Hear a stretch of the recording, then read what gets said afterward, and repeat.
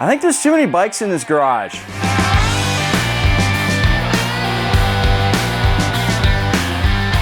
What's going on, everybody? Welcome back to the show. And today we're doing something fun because we recently crested 150,000 subscribers. And there was much rejoicing. Now, I'm gonna be honest, 150, that's not a huge metric that YouTube gives you a plaque or anything for, but it does mean a lot to me because it means there's 150,000 of you out there who keep watching the videos that I put out twice a week. And that is extremely meaningful to me. Unless you just, subscribed a while ago and then you forgot and you're not watching this video. In which case, I still appreciate your sub. Thanks for that. In all seriousness though, guys, I could not do what I do without you guys watching. And a very special shout out to the folks over on Patreon who are helping me keep the lights on. But that's enough of the mushy stuff. I put out a poll to ask you guys what you wanted to see as a celebration of 150,000 subscribers, and you said you wanted to see all of the bikes in my garage, so here we go. We're gonna start my garage rundown with my pride and joy, my prized motorcycling possession, and that is this 1998 Yamaha VMax that I, with the folks over on Patreon, bought for $700 in December of 2023. And then I spent all of last year and a big part of this year resurrecting this thing and putting it back on the road. I still have yet to do a full review on this thing, but it is so much fun to ride. It just goes to show you how some of the older bikes really knew what they were doing. This thing is fast, it's fun, and it sounds vicious. I actually ended up naming the bike Hel, H-E-L, goddess of the underworld and death from Norse lore, because this thing dragged me to the plains of death and beyond as it was ripping money out of my wallet and sucking my soul through the carburetors and out the exhaust pipe. This thing took me to some places, but honestly, after everything I went through, I'm so happy that I picked this bike up, and I'm so happy that I spent the cash that I did with the folks over at Flying Eyes helping me out get it over the finish line, because this is truly one of the most unique motorcycles that was ever made. Mine's got some choice upgrades, specifically the wheels on this thing. These are some Gale Speed rims, 17-inch rims front and rear with a 190 section rear tire, which means this cruiser's got the same sport bike rubber that your R1 has. And I got something fun for you. If you're in Austin for MotoGP, this bike is actually gonna be in the Hand-Built Motorcycle Show. So if you're there, go check it out. You'll see it up on a plinth and you'll be able to oogle it in person and realize how much work I still have to do on this. Ugh, I gotta do the clutch. I gotta do, at least the brakes are done. I gotta do the suspension. I still gotta figure out what's going on with my blinkers because, Next. Now, if the VMax is my main squeeze, that makes this right here the mistress motorcycle. This is a 2002 Aprilia Tuono RSVR Limited. How limited? I believe there's 200, maybe 225 in existence, and I think there's only 50 of these in the United States. This is a motorcycle that I saw over at AF1 Racing here in Austin for a couple of months before I was like, you know what? I really want to take that thing for a rip. And I shouldn't have done that because as soon as I got back, I traded in my KLR 650 and I bought this thing over at AF1. It is such a unique monster of a motorcycle. This thing has the Rotax V-twin in it, the V990, and anybody who knows those old Aprilias knows that this is one of the most reliable motors that they ever put on the road. This one has been punched out to 1,060 cc's and is putting down somewhere in the neighborhood of like 140 horsepower. The bodywork is carbon fiber and Kevlar weave. It's got Öhlins front and rear. It's got this awesome 2-into-2 exhaust here that is just so period correct. And my favorite thing, honestly, about this motorcycle is how big it is. This is a physically massive motorcycle, and it makes it really comfortable for a big guy like me. So if you're one of those folks out there who's looking for a comfortable naked bike, look at older Italian naked bikes. These things are massive and a ton of fun. This right here is something of a recent addition to the garage. This is my 2017 Harley Sportster Roadster. Believe it or not, in all of my years of motorcycling, I have never owned a Sportster, and I have always wanted to. This is probably my favorite platform that Harley-Davidson has ever made. Old Evo guys will know that there's something about this motor and the twin cam that you just don't have in the modern Milwaukee 8. There's a character to this that is all its own. It's not fast, it's not light, but it handles surprisingly well, and the dual discs up front actually really slow this bike down quick.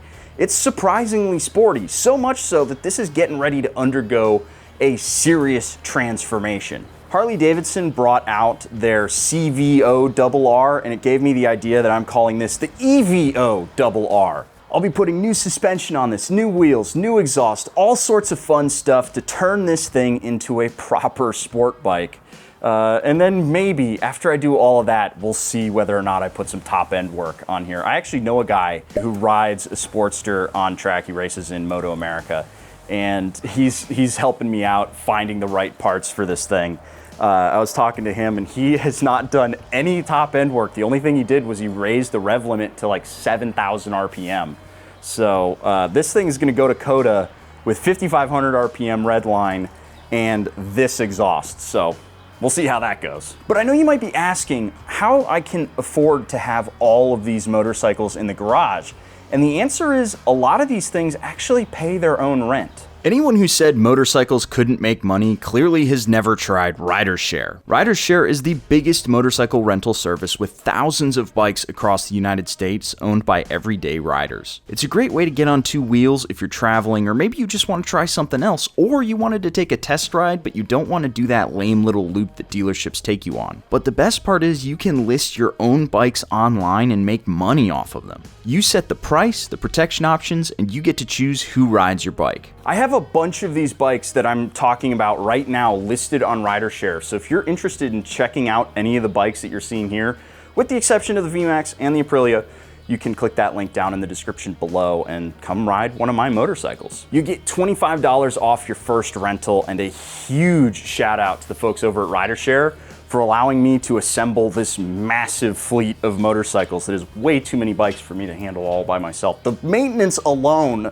on all these bikes is insane, I swear to God. Next up comes one of the coolest motorcycles I've ever owned, and that is this Moto Guzzi Griso right here. This is a 2014, one of the last years that they made this motorcycle, and this is the 2-valve SE version. This thing is so much fun to ride. It's got an old, lumpy, air-cooled V-twin that Moto Guzzi so heavily overbuilt that you can't actually get a proper oil reading on this thing unless you go ride it for like 45 minutes. It also has one of the coolest exhaust notes of any of the motorcycles I've ever owned.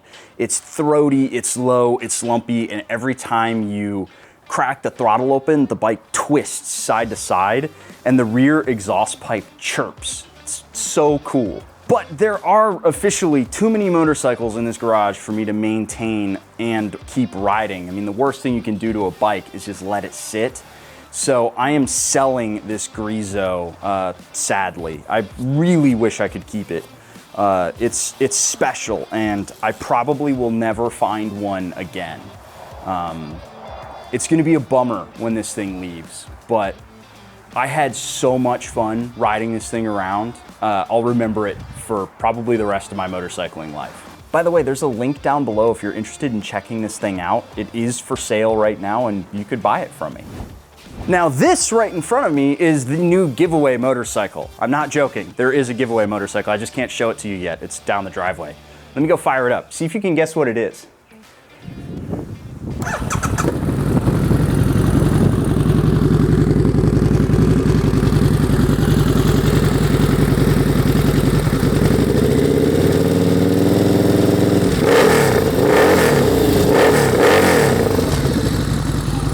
That's enough of that silliness.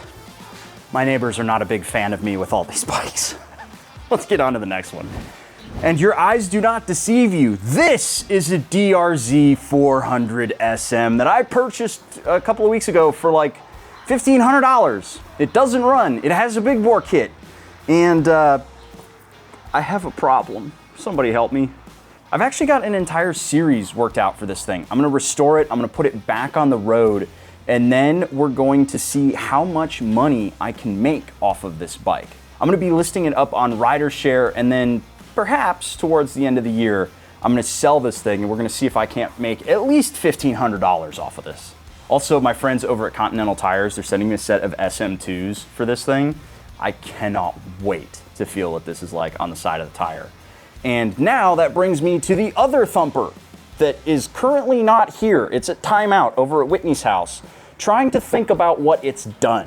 That would be my cantankerous KTM 690 Enduro R. I sent that thing out on a rental and I thought I had all the problems solved, and the guys went down to Big Bend to ride off-road and it overheated again. So something is clearly up with that motorcycle, and now I'm gonna tear the entire water cooling system apart and rebuild it because this is dumb. The real question is whether or not this will replace the KTM in my fleet, because I've seen people run actual nice knobby tires on this. I think the TKC80 comes in a set for this bike.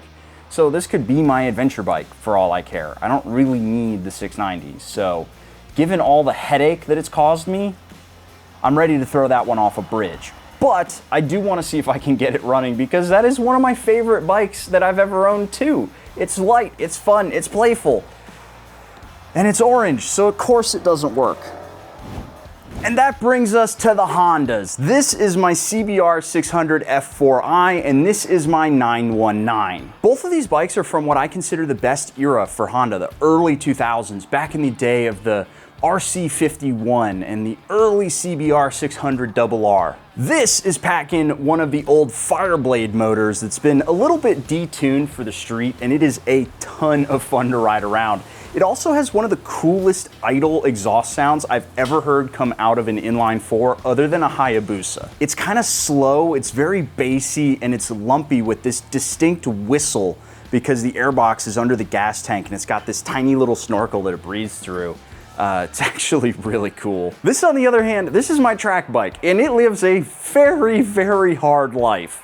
I haven't ridden this thing in a few months because I actually don't have it registered or insured for street duty anymore, because it's just gonna live a life on a racetrack now. I do have some mods to actually make it look nice again, because even though it's only gonna do track days, I would like it to look nice. Although maybe I'll just put this thing back on the insurance and throw it up on RiderShare so you guys can ride around on my clapped out 600. Both of these are the most reliable motorcycles in my garage, and there's just something about a pair of old classic blue Hondas. I really love these things, and the 919 has a special place in my heart because this was the bike that actually introduced me to sport bikes. If you're a cruiser guy and you've never ridden a sport bike, you should rent this one and check it out. It's truly special. Now, because Texas is a community property state, this right here is technically my 800 NK, although it's actually my wife's. She's been commuting on this thing back and forth, and I've been goofing around on it, just having fun, because right now what I want to do with this thing is just run it. I want to run and ride this thing as much as we can just to see how the CFMOTO lasts. I know a lot of people are super concerned about the longevity of these motorcycles, and honestly, I don't have any problems with it. This is fast, it's light, it's torquey, it's got cruise control, which makes it the only motorcycle in all of the bikes in here that has cruise control on it, which makes me jealous because I don't have a bike with cruise control. Quick shifter up and down, steering stabilizer. This thing is a sweet budget naked bike, and honestly, it sounds really good too. I'm gonna look into taking this thing back out to a racetrack just to have some fun with it, because I really, really enjoyed my track day on this thing at COTA,